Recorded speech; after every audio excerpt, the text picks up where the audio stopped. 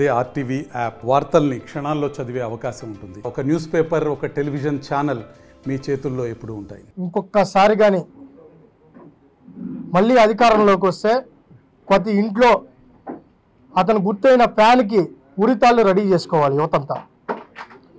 ఏదో రాష్ట్రంలో యువత పరిస్థితి ఎంత దయనీయంగా ఉందంటే ఇప్పటికే అనేక రూపాల్లో మేము చెప్పడం జరిగింది, నిరసనలు వ్యక్తం చేయడం జరిగింది.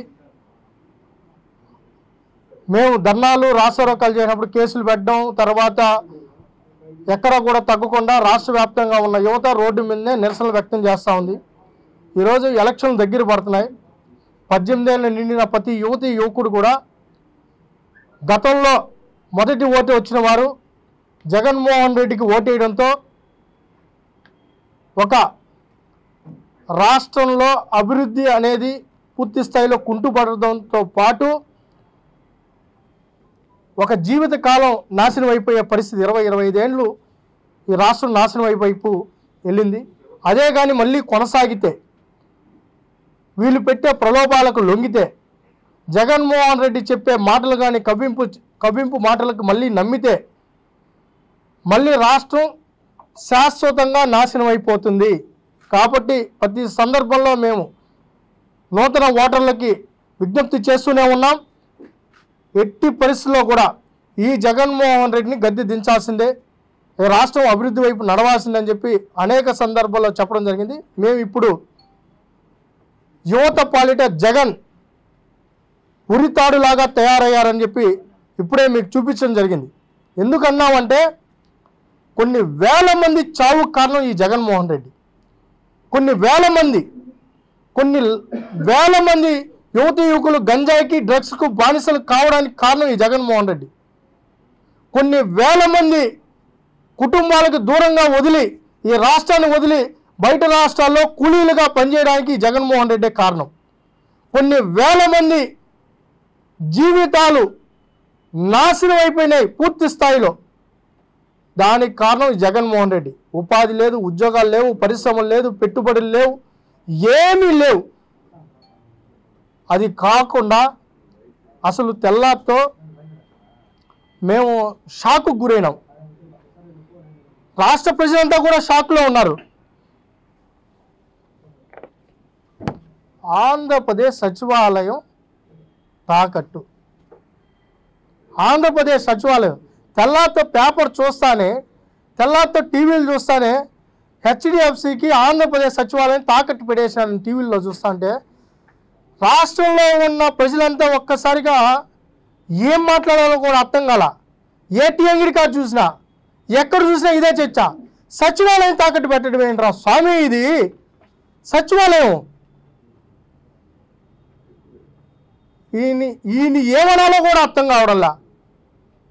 వాస్తవం ఇతను పొగడాల్సిందే.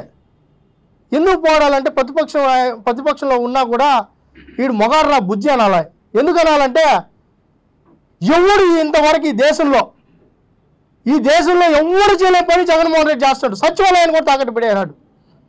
మళ్ళీ ప్రతి ఒక్కరికి మేము అప్పీల్ చేస్తున్నాం, మీ భూములు ఒకసారి చెక్ చేసుకోండి, మీ ఇంటి స్థలం ఎవరి మీద ఉందో చెక్ చేసుకోండి. ఏ బ్యాంకులో ఎవరి దగ్గర తనఖా పెట్టేస్తున్నారో మాకు తెలియడంలా. ఆ పక్క విశాఖపట్నంలో ఎండిఓ ఆఫీసు, ఆర్డీఓ ఆఫీసు, లాస్ట్కి ఆ సముద్రాన్ని కూడా తాకట్టు పెట్టేస్తారేమో అని భయంగా ఉంది. మొత్తం ఆ పక్క తాకట్టు పెట్టారు. రాష్ట్రంలో ఉన్న ప్రతి స్థలాన్ని ఎక్కడుందో ఎత్తుక్కుంటున్నాడు రీసర్వే పేరుతో, దాన్ని తనఖా పెట్టేస్తున్నారు.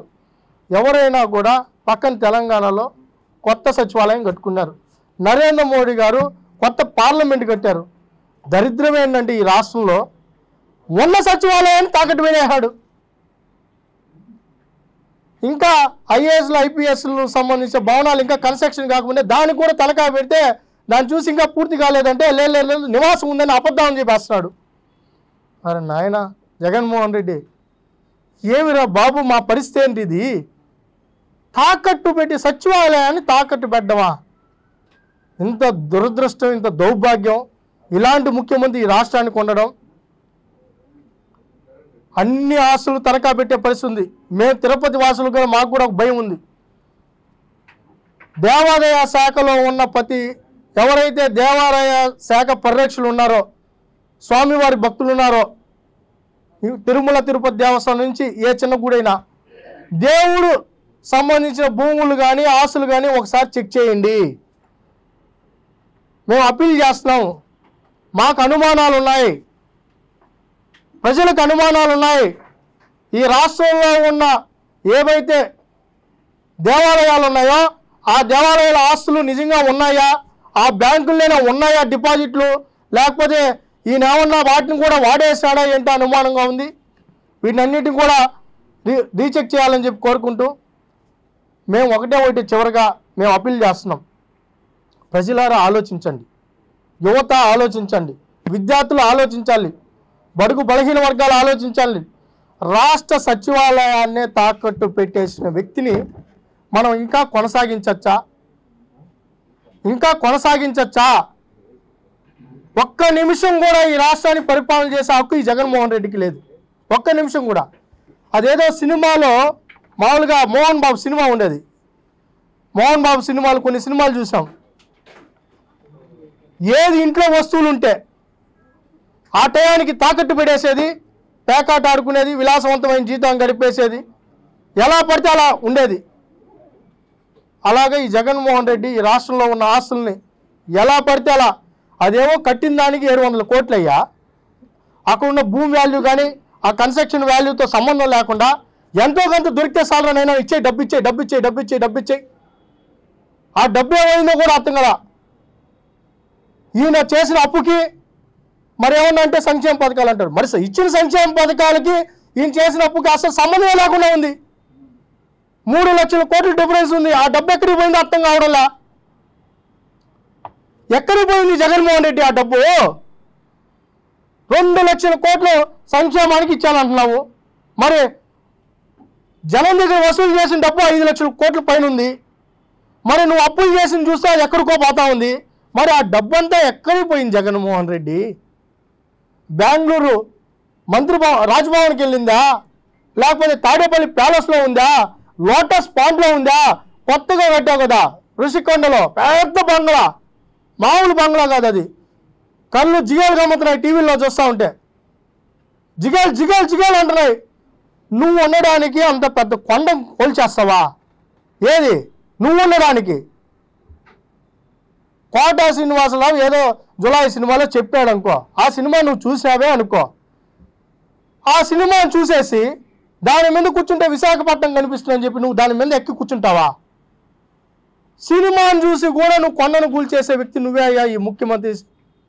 ఇంత దరిద్రమా?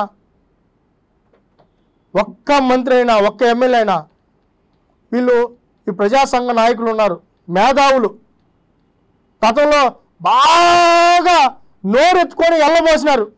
మరి ఇప్పుడు ఎక్కడున్నారు? ఉండవల్లే ఎక్కడున్నావయ్యా? శ్రీనివాసరావు గారు ఎక్కడున్నారు? మేధావులు ఎక్కడున్నారు? సాహితీవేత్తలు ఎక్కడున్నారు? ఇంత జరుగుతుంటే సచివాలయాన్ని తాకట్టు పెట్టేసినారు, భూములు తాకట్టు పెట్టినారు, ఎంఆర్ఓ ఆఫీసులు తాకట్టు పెట్టేస్తున్నారు, శ్మశానాలు తాకట్టు పెట్టేస్తున్నారు, కొండనే కొట్టేసారు, బంగ్లాలు కట్టేస్తున్నారు. మరి మీరు ఎందుకు ప్రశ్నించడం లేదు? భయమా? భక్త్యా? ఇంకేమన్నా ఉందా? అది కూడా చెప్పండి. మీరు నోరెత్తండి. అంతేగాని మేధావుల ముసుగులో లేఖలు రాయడం, మేధావుల ముసుగులో సలహాలు ఇవ్వడం మానేసి జగన్మోహన్ రెడ్డిని ప్రశ్నించండి. ఆత్మగౌరవానికి సంబంధించిన సచివాలయాన్ని ఎందుకు తానకా పెట్టాడు మీరు ప్రశ్నించాలి. అదేవిధంగా లేఖలు రాయాలి. రాష్ట్రానికి ఎందుకు నాశనం చేస్తున్నావు అనేసి అడగాలి. కాబట్టి మళ్ళీ అమరావతి నిర్మాణం జరగాలన్నా, యువతకు ఉద్యోగాలు రావాలన్నా, పరిశ్రమలు రావాలన్నా, పెట్టుబడులు రావాలన్నా ఈ మహానటుడు ఇంటికి పంపిస్తేనే.